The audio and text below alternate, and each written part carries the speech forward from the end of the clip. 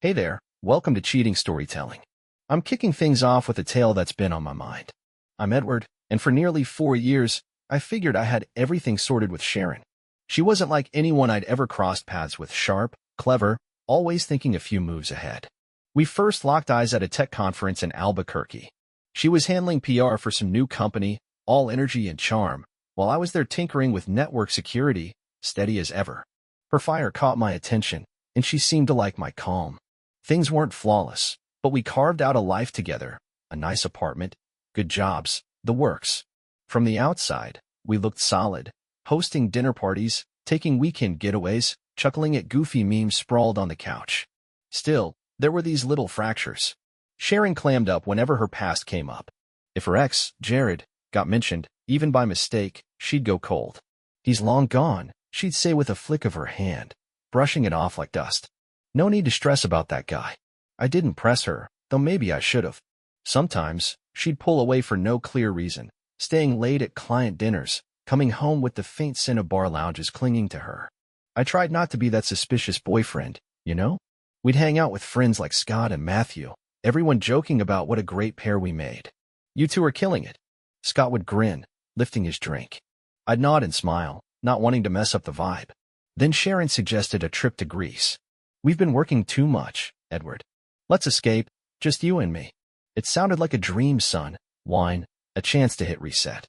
I booked the flights that night, thinking this could fix whatever was off. If I'd known what was waiting, I'd have saved my cash. When we landed in Athens, it was like stepping into a painting, cobblestone streets, the warm smell of roasted chestnuts, music drifting from tiny cafes. Sharon was radiant, snapping photos of every corner, pulling me along with this big grin. For a bit, I let myself hope.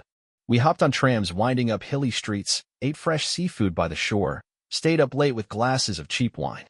Whenever she flashed a smile at me across the table, I felt this knot in my chest loosen. Maybe I was overthinking things. Maybe this trip was the answer. But 3 days in, those old doubts started sneaking back. We were at a cozy cafe near Lione when her phone pinged. She glanced at it, smiled, nodded at me, and tapped out a quick text. "Who's that?" I asked, keeping my tone light as I sipped my coffee. "Just work," she said, flipping her phone face down a bit too fast. Later, as we got ready for a Fado concert, I noticed her texting again, standing by the bathroom mirror, angling her phone away from me. "Who were you messaging?" I tried to sound casual. She laughed, a little too brightly. "Don't get all worried, Edward. It's just dull work stuff." Her voice had this practiced ease that didn't sit right. At the concert, she kept checking her phone, sneaking glances every few minutes. I told myself to chill. We were here to relax, right? But this nagging feeling wouldn't quit. That night, as she slept with her phone tucked against her like a shield, I lay awake, staring at the ceiling. Who was she texting? I didn't have a clue, but deep down, I sensed something was off. I just wasn't ready to face it. The next morning, Sharon was up and dressed before I even stirred. She stood at the mirror, brushing her hair, her face almost too cheery. "I'm gonna swing by that art district we saw in the guidebook," she said, not quite meeting my eyes. "You should catch some extra sleep. You look beat." Her voice felt rehearsed, like she'd planned the line. I sat up, rubbing my eyes. "You don't want me to tag along?" She gave a quick chuckle, slinging her bag over her shoulder. "Nah, you're not big on galleries." "I won't be long." She bent down, pecked my forehead like I was a tired kid, and slipped out the door. I sat there, staring at the empty doorway, my gut churning. Then I grabbed my phone. Before the trip, we'd set up this location-sharing app, her idea, for safety. I opened it, and her dot blinked on the map. She wasn't anywhere near the art district. She was headed toward the waterfront, clear across town. My heart started racing. I hesitated for maybe 10 seconds before yanking on my sneakers and bolting out the door. The tram ride dragged on forever, every jolt tightening the knot in my chest. When I got near the harbor, I slipped into a little tourist shop and checked the map again. Sharon's dot had stopped at a small cafe by the docks. I crossed the street, keeping my head low, my pulse hammering. And there she was, at a corner table outside, leaning close to a guy with sandy hair and a leather jacket, laughing, her hand brushing his wrist. It hit me like a punch. It was Jared, the guy she'd called, done and dusted. For a moment, I just stood there, rooted to the spot, my mind racing. Why was he here, of all places? She'd never even hinted he was in Greece, not once. I watched them from across the street, totally unaware of me, lost in their own little world, grinning like they shared some private joke. Part of me wanted to march over, kick up a storm, maybe smash a chair. Instead, I slipped back, whipped out my phone, and took a few quick shots from a distance. When I got back to the hotel, there was Sharon, sprawled on the bed, scrolling through her phone like everything was normal. "Find any cool art?" I asked, keeping my voice even. She flashed a big smile. "Oh, it was amazing. You'd have been bored stiff." I forced a grin, but right then, I started mapping out my way out. That night, sleep wouldn't come. Sharon was snuggled up beside me, peaceful as ever, muttering softly in her dreams. I lay there, eyes locked on the ceiling, feeling this cold clarity settle in. By the time morning rolled around, I'd made up my mind. While she was in the shower, I grabbed her phone. We'd always shared passcodes, trust, right? I wasn't thrilled about snooping, but I needed answers. It took maybe half a minute to find what I dreaded. Text from Jared, tons of them, some fresh, some stretching back months. "Counting down to seeing you. This time's gonna be special. I'm reserving a spot at your favorite place." Her responses cut deeper. "Miss you so much. Can't wait." Edward's got no idea. I sat there, her phone like a brick in my hand, feeling like the biggest idiot. This wasn't a random meetup, she'd orchestrated it. The whole trip wasn't about us. It was her cover to sneak around with Jared, halfway across the globe, while I played the clueless boyfriend. I forwarded every single message to my phone, dates, times, everything, then wiped our conversation from her device, leaving no trace I'd been there. No need to let her know I was on to her yet. When Sharon stepped out of the bathroom, towel wrapped around her, she saw me sitting there, phone still in my grip. "You okay?" she asked with that easy smile. "Yeah," I said, sliding her phone onto the nightstand. "Just thinking we should mix it up today, do something fun." Her face lit up. "Now you're talking." I smiled back, but inside, I was already halfway out the door. Over breakfast, while she rambled about the day's plans, I quietly booked a solo flight home, thumbing through my phone under the table. One ticket, no words needed. I also called the hotel desk, telling them I'd need to cut the stay short after tonight, family emergency, I said. It felt strange, moving through those steps, my face calm, even warm, while Sharon didn't suspect a thing. That night, as she slept beside me, I packed my bag in silence, passport, charger, wallet, the essentials. Before I left, I sat at the desk by the window and scribbled a note, keeping it short and sharp. "Sharon, I know. I saw it all. Enjoy Athens. I'm done. Edward." I folded it, set it on her pillow, and slipped out without a backward glance. The flight home was dead quiet. I stared out the window, feeling the weight lift with every mile between me and that city. No texts, no calls. I blocked Sharon before I even got on the plane.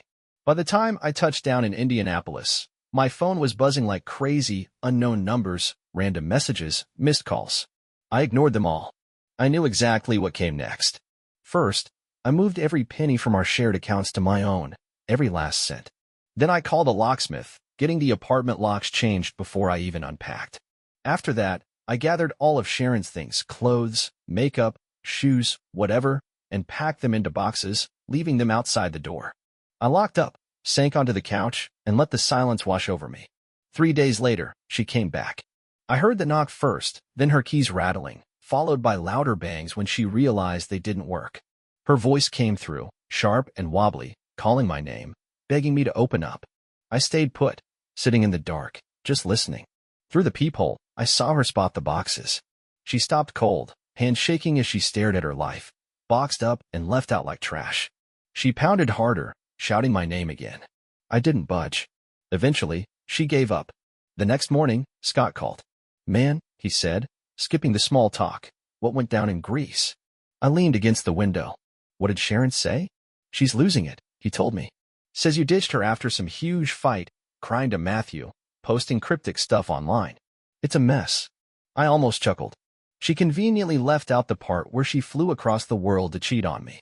"Hang on," I said, pulling up the photos and messages, the whole ugly truth, and sent them to Scott. The line went quiet for a long moment. Not even a minute later, my phone lit up again. "Good grief," Scott texted, "she's done for." Word traveled like wildfire after that. Friends like Matthew and Scott, plus a few others we both knew, pulled away from Sharon fast. Some reached out to say they were sorry for ever doubting me, their voices heavy with regret. Others just vanished from her life, No goodbye needed. I wasn't mad, just worn out, like I'd been carrying a weight for too long. But Sharon? She didn't let up. She started tossing out subtle digs online, those vague, dramatic posts about betrayal, broken hearts, and people who ruin everything.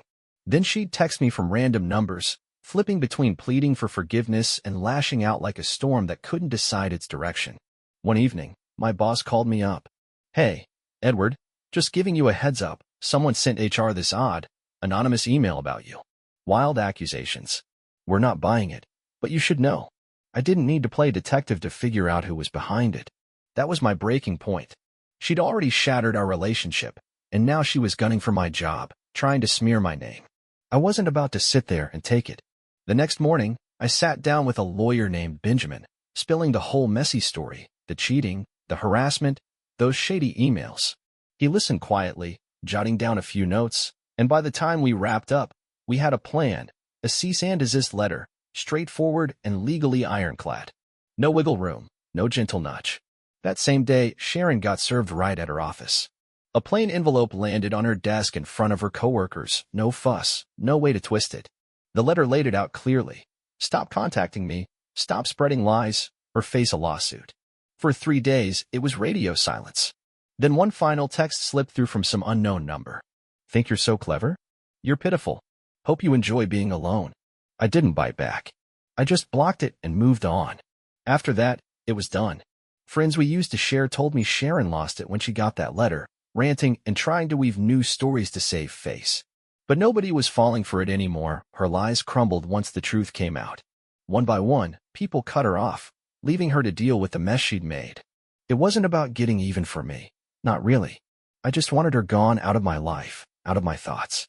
For the first time in ages, I slept soundly, no tossing or turning, no anger bubbling up, no second-guessing what I could have done differently. The best part? I didn't have to do much to bring her down. I just stepped away, and the truth took care of the rest, like a fire burning through everything she'd built on lies. It's been close to a year now, and I haven't crossed paths with Sharon since. After the dust settled, I heard through old friends that she shacked up with Jared, trying to make a go of it. No surprise, it didn't last. A few months in, he showed her the door, same old habits tripping her up with a new guy. Eventually, she gathered what was left of her life and skipped town, probably thinking a new state could wipe the slate clean. I didn't care one bit. By then, I was focused on something better. I got a new place, found a tighter crew of friends, real ones, the kind you can count on. Weekends became my own again, spent hiking trails, tinkering with my motorcycle, just feeling free for the first time in forever. Looking back, I see the best move I ever made was slipping out quietly. No big showdown, no long talks, just letting the truth stand there, plain as daylight. Betrayal stings less when you stop trying to patch up people who keep breaking things.